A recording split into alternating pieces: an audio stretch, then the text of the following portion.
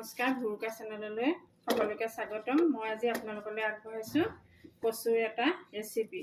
কচুৰ জ্বলা মই এটা কুকাৰত অলপ পানী দিলোঁ। কচুখিনি নকটাকৈ মই দি দিছোঁ। এতিয়া ইয়াত মই অলপ নিমখ দিম, অলপ হালধি দি কচুখিনি মই 3টামান চিটি দি সিজাই ল'ম।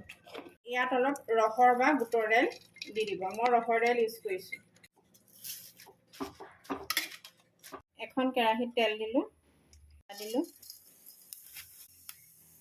3টা শুকান জলকীয়া, কেইটামান দালচেনি, ইলাচি, এতিয়া অলপ পিঁয়াজ দি দিলোঁ, ভাজিলোঁ।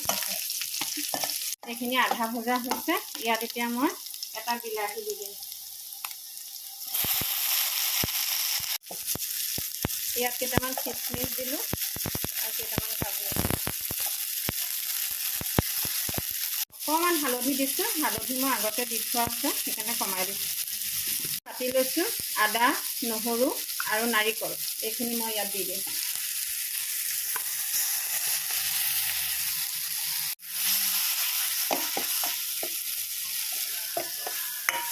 ইয়াত দিলোঁ মই অকণমান জিৰা গুড়ি, অকণমান ধনিয়া গুড়ি, অকণমান গৰম মছলা। এইখিনি ভজা হৈ গৈছে। এতিয়া মই ইয়াত সিজাই লোৱা কচুখিনি ঢালি দিম।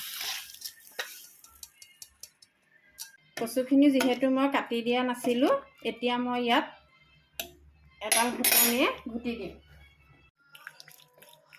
দেখিছেনে, কচুখিনি বৰ সুন্দৰভাৱে গলি গৈছে। ইয়াত এতিয়া মই অলপ জালুকৰ গুড়ি ছটিয়াই দিম।